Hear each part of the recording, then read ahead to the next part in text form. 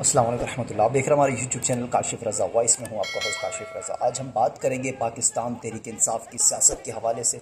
पाकिस्तान तहरीक इंसाफ ने जो जलसा किया इस्लामाबाद में, उसमें बहुत बड़ा जलसा था, बहुत बड़ा क्राउड वो लेकर आए और उस जलसे की ज़रूरत थी पाकिस्तान तहरीक इंसाफ को। बहुत टाइम से वो डेट दे रहे थे, फिर चेंज हो रहा था, कभी वेन्यू चेंज हो रहा था, कभी तारीख चेंज हो रही थी।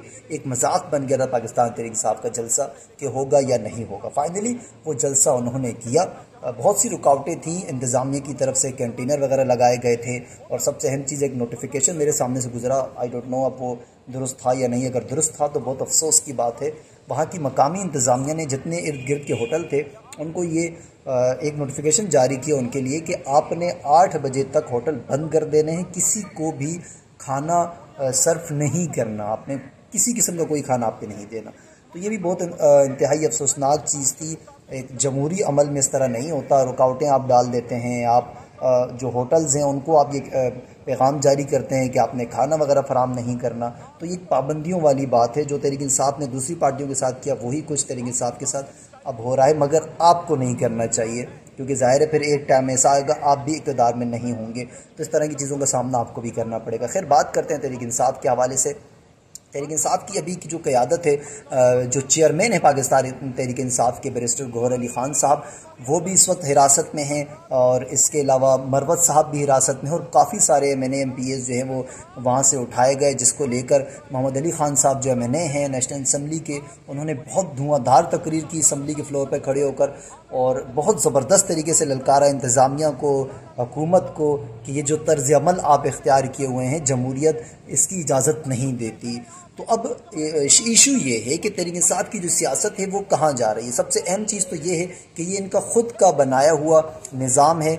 जो वहाँ के KPK के जो वज़ीर आला हैं, उनको उन्होंने जब आकर जलसे में स्पीच की वो उनको नहीं करनी चाहिए थी। जो धमकी आमेज़ स्पीच थी, इदारों को धमकियाँ देना, इसके अलावा ये कि हम खान साहब को 2 हफ्ते के अंदर निकाल देंगे। खैर, वो बयान तो भी उन्होंने वापस ले लिया माजरत के साथ कि हम ख़ुद रिहा नहीं करवाएंगे, इस तरह का अमल में हम मसरूफ़ नहीं होंगे। चेयरमैन साहब ने ये कहा है।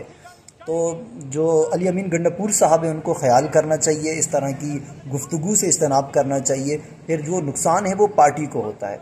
तो वो जब हुआ भी कि बहुत सारे आपकी जो टॉप लेवल की क़यादत है वो तमाम की तमाम इस वक्त हिरासत में है। खैर, अब उम्मीद यही की जा रही है कि एक एक करके रिहा हो जाएंगे। 12 घंटे की गुमशुदगी के बाद अली अमीन गंडापुर साहब जो है वो मंजर-ए-आम पर आए। उन्होंने ये कहा कि मैं खैरियत से हूँ। तो इसका मतलब ये है कि शायद उनको गिरफ़्तार नहीं किया था या गिरफ़्तार करके रिहा कर दिया था या फिर ख़ुद वो रूपोश हो गए थे। अब खैर इसका इल्म नहीं है। बहरहाल वो हिरासत में नहीं है।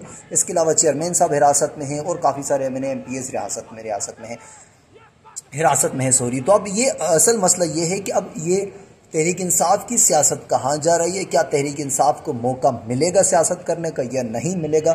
आने वाले वक्तों में ये क्लियर हो जाएगा।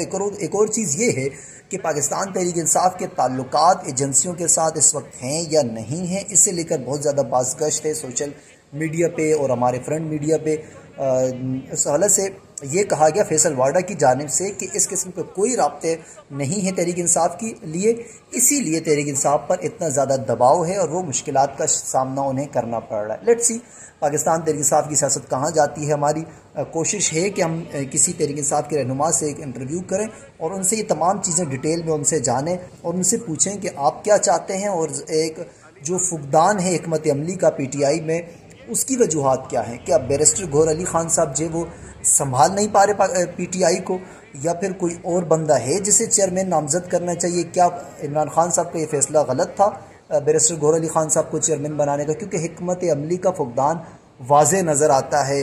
किसी जानिब से क्या ऐलान होता है, कोई लीडर उठ के क्या ऐलान कर देता है, फिर वो फैसले वापस हो जाते हैं।